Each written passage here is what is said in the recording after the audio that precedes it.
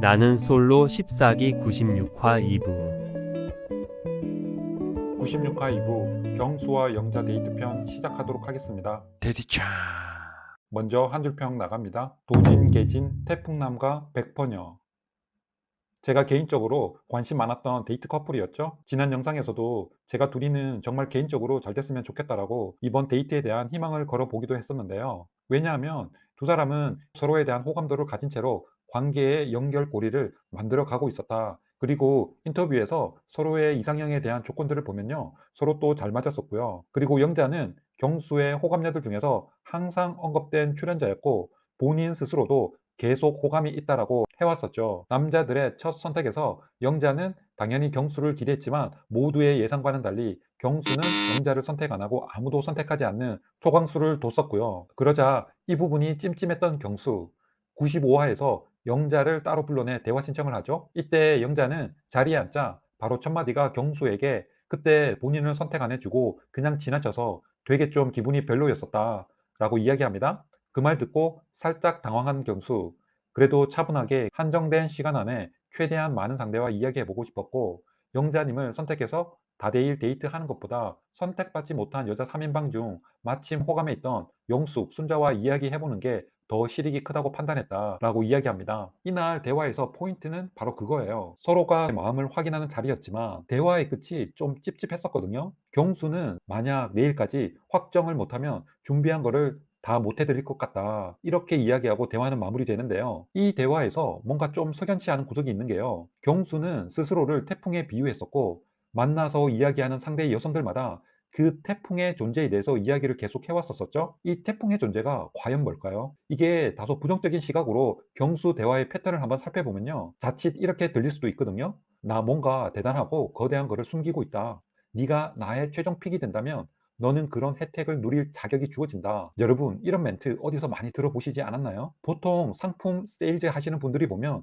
구매자들에게 구매 충동을 자극시킬 때 자주 쓰는 표현들이죠. 그쵸? 고객님, 고객님, 우리 물건 사시면 이런 혜택, 저런 혜택 다 누릴 수 있고요. 아마 이런 혜택 살면서 경험해 보지 않았을 거예요. 이런 식인 거죠. 경수는 모든 잠재 구매자들에게 돌아가면서 이런 이야기를 다 던지고 있잖아요. 그쵸? 물론 그만큼 본인이 철저하게 계획하고 준비를 많이 해왔기 때문에 그런 자신감의 한 부분으로 해석해 볼 수 있을 건데요. 근데 오히려 이런 말을 이렇게 동네방네 소문내듯 하지 않고 본인이 최종 픽하는 상대에게 본인이 준비해 온 걸 몰래 말없이 보여줬었더라면 경수라는 사람에 대한 이미지가 훨씬 더 빛나지 않았을까. 그리고 그 상대도 경수라는 사람에 대한 호감도가 200% 상승하지 않았을까라는 살짝 아쉬움이 드는 대목이었습니다. 자, 어쨌든 그렇게 저렇게 해서 이제 드디어 그 데이트가 성사됐죠.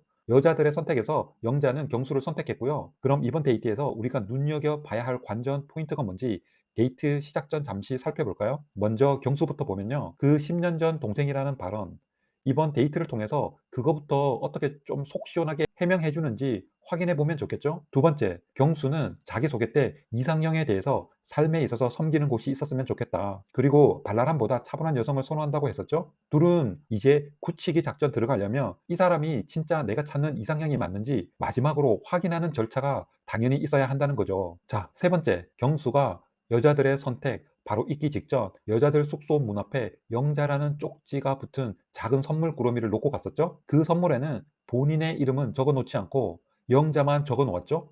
본인은 스스로를 태풍에 비유하면서 직진남이라고 떳떳하게 공표를 했었잖아요. 왜 본인의 이름을 안 적어 놓은 걸까? 의구심이 저는 계속 드는 거예요.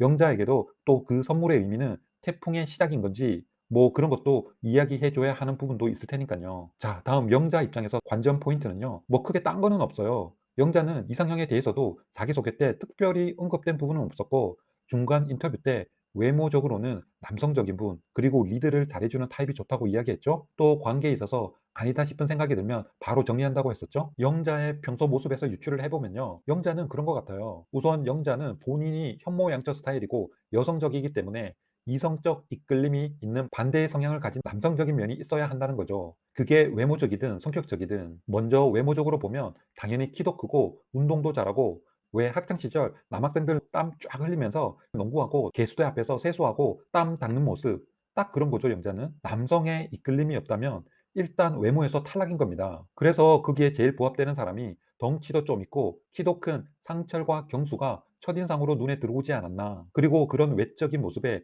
리더십까지 장착한 남성이면 영자에겐 최고겠죠? 아까 그 땀 흘리던 농구하던 그 친구가 이제 학급 반장이에요. 반에서 통솔력도 있고 여러 부분에서 모범을 보여주는 친구라면 영자는 바로 반하지 않을까 하는 상상을 해봅니다. 자, 그럼 데이트 가보죠. 차 타고 이동 중에 영자가 경수에게 묻습니다. 어제 대화할 때 오늘 영숙님과 같이 알아보고 싶다고 했는데 왜 아침에 나한테 선물 구름이 놓고 간 거냐. 그러자 경수는 영자님과 대화할 때 관심이 더 가는 것 같았다 라고 답하죠. 영자 입장에서 보면 궁금할 수 있죠. 경수가 오늘부터 태풍 불 거라고 꺼낸 이야기도 있고 또 영숙도 마음에 두고 있는데 그 태풍이 과연 나한테로 정해진 건가 이런 생각들이 드니 그 선물 꾸러미의 의미에 대해서 확인하고 싶었던 거죠. 그쵸? 경수의 대답에 만족스러운 듯 얼굴에 미소가 번지죠. 뭐 여기까지는 특별한 거 없이 평범해 보입니다. 자, 식당으로 가보죠. 먼저 경수가 영자를 처음 관심이 가기 시작했던 때가 첫날 저녁 식사 자리였다고 하죠. 이때가 경수가 영자를 계속 의식하면서 쳐다본 그 순간이었죠. 그러자 영자가 되물어 봅니다. 그전에는 나 못 봤냐.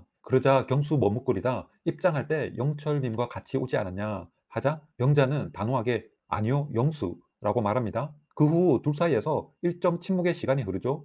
제가 이 장면 보고 웃겼던 게 뭐냐면요. 이게 별 의미를 크게 둘 필요가 없는 질문과 대답인데 둘 다 심각해 보이죠? 그게 뭐가 그렇게 중요한가요? 당연히 첫날 처음 얼굴 보는 자리였기 때문에 이 사람이 그 사람 같고 그 사람이 저 사람 같고 당연히 헷갈릴 수 있죠. 본격 탐색전은 첫날 저녁 식사 자리 때부터라고 보는 게 맞고요. 근데 왜 두 사람은 자꾸 이런 부분들에 의미를 두냐.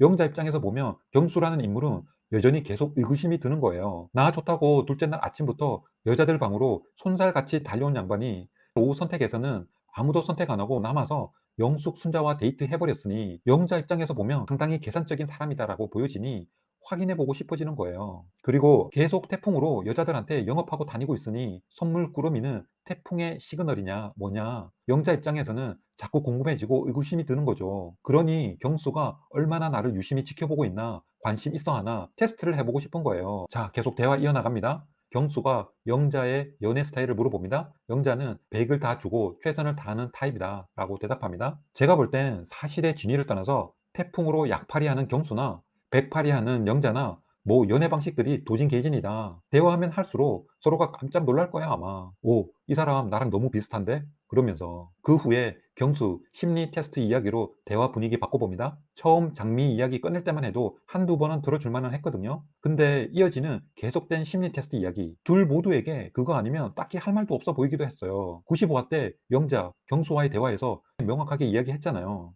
경수님이랑은 꼭 데이트 해보고 싶다고. 그럼 대화에 임하는 태도도 좀 더 적극적일 필요가 있다라는 거죠. 영자도 보면요. 남자 입장에서 대화를 이끌어 나가기 쉽지 않은 스타일이다. 이런 생각도 들더라고요. 왜냐하면 경수가 말하지 않으면 영자도 말이 없다라는 거죠. 그럼 침묵만 흐르고 남자 입장에서 보면 이 자리를 재미있게 하려면 그래도 뭔가 해야 되는데 라는 무언의 압박과 스트레스를 받게 되거든요. 그럼 머릿속으로 아, 이번에는 무슨 말 하지? 또 무슨 말 하지? 계속 이런 생각만 하다 보면 데이트 그 자체와 상대에 집중하지 못하고 쉽게 피곤해질 수 있다라는 거예요. 그래서 보면 영자도 이런 침묵이 흐를 때 경수가 야구를 했으니 야구할 때 힘든 점이 뭐였냐, 어떻게 극복했었냐, 지금 하는 일은 어떠냐 등등 상대에 대해 궁금해할 수 있는 질문들을 본인이 먼저 던져보는 겁니다. 아무래도 영자가 좋아하는 남성상이 리더십 있고 본인을 이끌어주는 타입이다 보니 대화 방식에 있어서도 뭔가 수동적인 스탠스가 익숙해지지 않았나 하는 그런 생각도 좀 들더라고요. 그러니 경수가 뭐 이야기하기 전까지는 본인도 꼭 다물고 있으니 둘 사이 정적만 계속 흐르고 할 말 없으니 또 심리 테스트 이야기에 이젠 9세대 소개팅 주제인 혈액형 이야기까지 그런 이야기들밖에 없으니 그런 대화 속에서 별로 중요하지도 않은 포인트에 또 서로 꽂혀가지고 뭔가 의미를 찾으려 하게 되고 급기야 속으로 이건 나랑 의견이 다르네? 이건 그렇게 생각 안 하는데? 이건 또 안 맞는 것 같아.